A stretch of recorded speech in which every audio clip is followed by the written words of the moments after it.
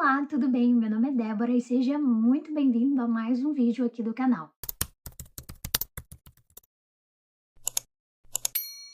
Hoje eu quero te mostrar 3 lições importantíssimas que eu aprendi com o livro Deus Não Tem Favoritos, Tem Íntimos. Esse foi um livro que realmente me confrontou e me tirou da minha zona de conforto, onde ele aborda, esse principal tema e questionamento que muitas pessoas às vezes têm, de que às vezes parece que tem pessoas que são favoritas de Deus, que Deus abençoa mais, que Deus prospera mais. Você está ali escondido e que o Senhor parece que está indiferente à sua vida. Mas a questão está em que Deus te permite ser conhecido por todos. Mas a verdade é que nem todos estão dispostos a conhecê-lo. E a verdade nua e crua é que Deus não tem favoritos. Ele tem filhos íntimos. Lendo esse livro, eu consegui discernir 3 pilares fundamentais para adquirir essa intimidade com o Senhor. A profundidade, que gera a originalidade através da simplicidade. Então esse vídeo é para que você se desperte de uma vez por todas dessa ilusão de que Deus tem filhos favoritos, mas sim que ele tem filhos que se dispõem a se tornarem íntimos dele. Como o próprio livro aborda, Deus não tem favoritos. Em Romanos 2:11 mesmo, deixa explícito que em Deus não há parcialidade, mas tem pessoas que o escolhem tão intimamente que até parece que são. João mesmo é citado como o discípulo amado. Mas isso não ocorreu porque Jesus o escolheu como sendo o seu favorito entre os 12, mas por João o ter escolhido tão intimamente ao ponto de deitar em seu próprio peito. E para que esse nível de intimidade fosse adquirido, João precisou renunciar. Renunciou a sua vida, a sua juventude. Provavelmente ele tinha muitas ambições, desejos, sonhos pessoais, mas ele decidiu abrir mão para viver em total dependência do seu mestre. Ele queria ser íntimo do Senhor. Ele não se atentava apenas ao que o mestre fazia, mas realmente em quem ele era. Naquela época havia 3 grupos de pessoas. Havia a multidão, que era aquele grupo de pessoa que se achegava, seja por alguma necessidade ou curiosidade, mas depois que ela recebia o que queria, ela ia embora. Porque o relacionamento ali não era de intimidade. Elas não estavam desejando saber mais sobre Cristo, mas o que ele tinha para oferecer a elas. Ou seja, um relacionamento de interesse, pautado 100% em trocas de favores. Havia um segundo grupo perigosíssimo que era o dos fariseus. Eles tinham essa falsa religiosidade. Eles estavam sob uma máscara de piedade, mas eles se aproximavam de Jesus apenas para procurar erros e utilizá-los como formas de acusações. Viviam sob essa máscara de piedade, de sabedoria, mas as suas práticas eram totalmente contraditórias. E havia o terceiro grupo, que eram os seguidores de Jesus, os discípulos, que podem, até ser diferentes da multidão. Afinal, eles estão ali empenhados em fazer a obra, são prestativos em suas atividades, mas também acaba por aí. Eu não sei em qual desses grupos você se encaixa, mas eu quero que ao final desse vídeo você não pertença a nenhum deles. Não quero que você seja apenas uma multidão que só procura o Senhor em troca de algo, ou que você se perca dentro da sua religiosidade ao ponto de só querer enxergar ou procurar erro nas outras pessoas. Os fariseus conseguiram matar Jesus, e Jesus, sendo o próprio Deus, ressuscitou dentre os mortos e vive para sempre. Mas e o seu irmão? Será que ele sobrevive? Será que os seus ataques, as suas palavras, os seus apontamentos, mascarados por essa piedade, por essa santidade que você prega, têm crucificado e matado muitos irmãos durante a sua caminhada? E eu também não quero que você seja um mero seguidor de Jesus, ali envolvido nas obras, mas que você entenda que para você ser verdadeiramente íntimo do Senhor, você precisa atrelar ação e devoção, para que você honre o Senhor com seus lábios, que o seu coração ainda permaneça achegado a Ele. Consequentemente, as suas ações transmitam isso. Intimidade não tem segredo, é secreto. E para você desenvolver essa intimidade, você precisa de tempo. Você precisa de entrega, renúncia, realmente se permitir ser moldado por dentro. O período onde Deus te transforma, te confronta, te faz voltar para a essência para a qual foi criado. Ser um com Ele. Ter imagem e semelhança daquele que te criou. E nós adentramos no segundo tópico, a originalidade. Porque à medida que você se torna mais íntimo do Senhor e te transforme por inteiro, te leve de volta à sua essência, você começa a perceber que viver de uma fé emprestada, conteúdo mastigado, padrões religiosos não sustentam mais a sua alma. Você começa a desenvolver pensamentos como eu quero ouvir Deus diretamente.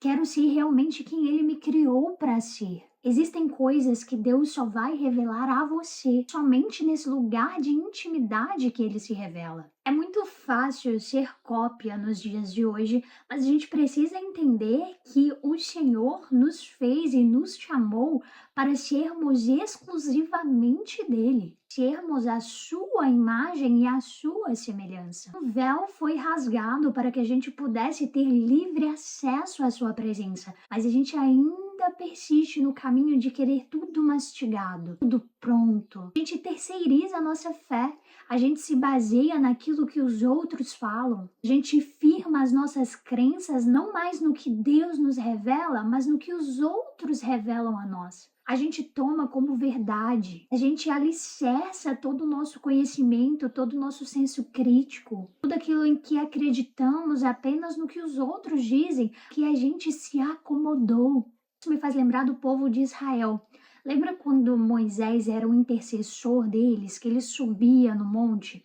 Tem até um episódio lá que o povo fala com ele, vai Moisés, vai você, a gente vai ficar aqui embaixo e o que o Senhor falar com você, amém, a gente recebe, te obedece, mas vai você porque eu tô com medo, não quero. Vai você. Nós estamos caminhando pelo mesmo caminho. A gente espera que um pregador, que um pastor, que um influenciador traga para nós tudo mastigado, tudo pronto, porque a nossa comodidade não permite que a gente busque esse local de intimidade. Só que a intimidade não é transferível. O que Moisés viveu lá em cima do monte, ninguém poderia viver por ele. Tem coisas que Deus quer revelar intimamente a você. Subir um monte exige sacrifícios, tempo, mas é lá que as revelações acontecem. É lá na intimidade que o Senhor realmente se revela. Quando você realmente entende isso, você se torna original. Agora você pode declarar, assim como Jó, lá no capítulo 42, versículo 5. Antes eu te conhecia só de ouvir falar, mas agora eu te vejo com os meus próprios olhos. Eu abro mão de toda a comodidade. Eu quero me aproximar do Senhor, eu quero subir esse monte, porque eu tenho fome de Ti, eu tenho sede de Ti, sede da Tua presença. Eu não quero mais apenas ouvir sobre as Tuas maravilhas, eu quero vivê-las. Eu quero desfrutar daquilo que o Senhor tem para se revelar a mim.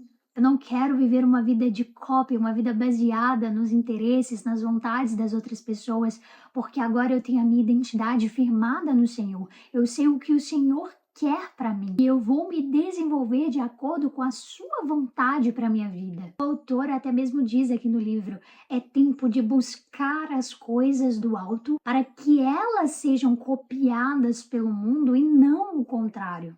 Porque é uma busca incansável para tentar adequar a nossa vida ao que nós vivemos aqui, nós nos esquecemos do que está sendo preparado. Quando a gente busca o Senhor, Ele começa a se revelar a nós, a mostrar os seus bons, perfeitos e agradáveis planos. E assim nós conseguimos transparecer a originalidade do céu, aquilo que é único, que olhos não viram, ouvidos não ouviram, o Senhor tem preparado para nós. Quanto mais íntimos nos tornamos do Senhor, nós entendemos o quanto Ele preza pela simplicidade. A gente se perdeu em protocolos. Tudo é milimetricamente calculado. A liturgia está impecável, o louvor está bem ensaiado. Tudo teoricamente está perfeito. E o Santíssimo, como está? Deus valoriza a excelência, isso é inquestionável, mas nunca deveríamos ter substituído a presença pela performance. Adoração não é sobre palco, estética, roupa, um melhor microfone, é sobre um coração rendido.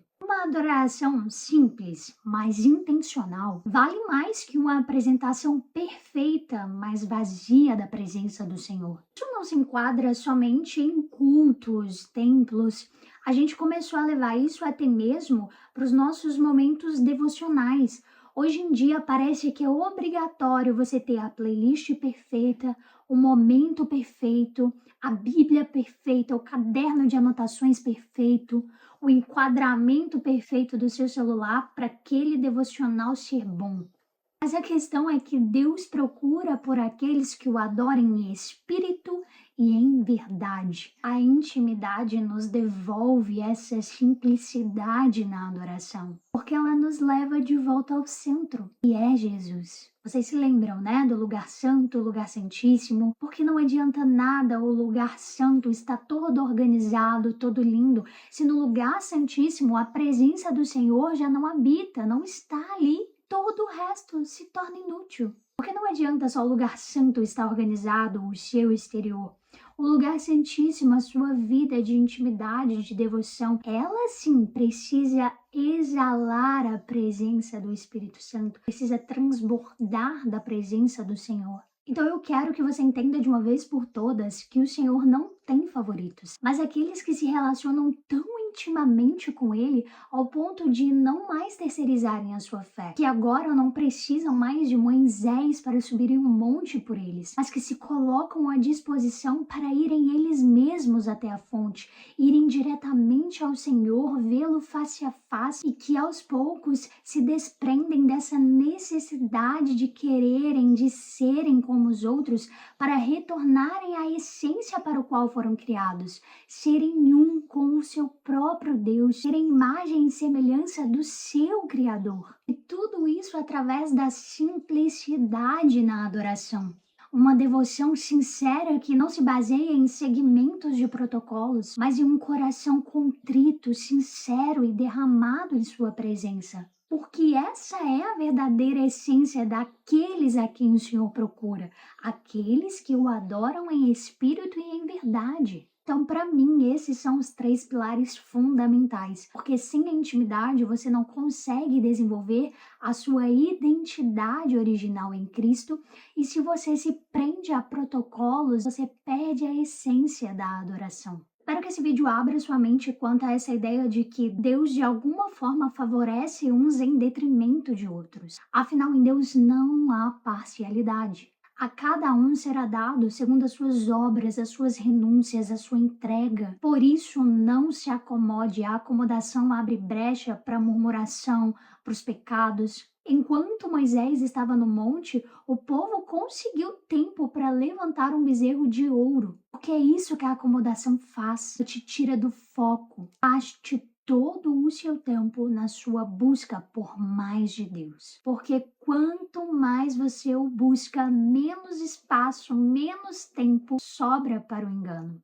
E mais parecida com ele você se torna. Então foi isso, e se esse vídeo falou de alguma forma com você, eu peço que você compartilhe ele com outras pessoas que talvez você saiba que tem esse tipo de pensamento, para trazer clareza de mente quanto a isso. É isso, não esqueça de se inscrever aqui no canal e não esqueça também de comentar aqui caso esse tipo de pensamento já tenha passado na sua mente. Se esse vídeo foi esclarecedor, se você tem alguma dúvida, não esqueça de se expressar aqui que eu leio todos. Muito obrigado, nos vemos no próximo vídeo.